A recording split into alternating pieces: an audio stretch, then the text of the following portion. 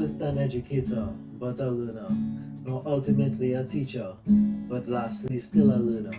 Because teaching didn't start with teaching, but learning. And learning didn't start with lecturing, but with doing.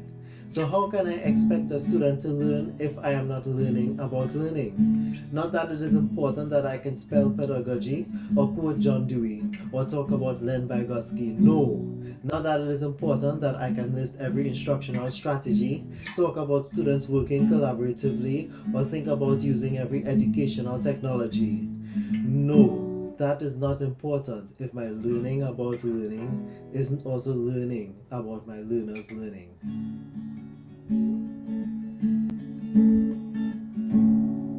All this talk about social distancing and education changing, expecting students and teachers to participate in metamorphosizing. But we did not stop to consider, from one generation to another, that content knowledge has changed and learning has changed, yet teaching still operating like if it is still colonizing, boxing in students within four concrete walls with only a fan for brain cooling, acting like it isn't a jail cell for thinking. And even as we stare at the black mirror, PowerPoint still delivering, voices still lecturing, students still sleeping.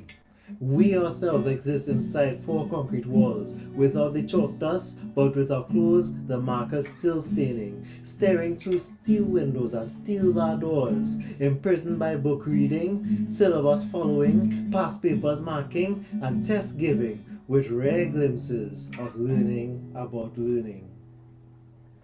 So I think I am no longer a teacher, but a learner about learning. A student of constructivism and philosophies about learning. Not about curriculum delivery, but about curriculum integrating. Not about scholarships and CSEC, but about educating by assessing. Not about ignoring the disruptive child, but about teaching by including. Not about note giving and writing, but about strategies that are engaging. Not about remembering and understanding, but about applying, analyzing, evaluating, and creating. Releasing students from the classroom with human values and thinking that is emancipating. Learning to deal with problems and not simply escaping. Creating a world where critical thinking isn't just revolutionizing. Everything coming back down to me, an educator never leaving training.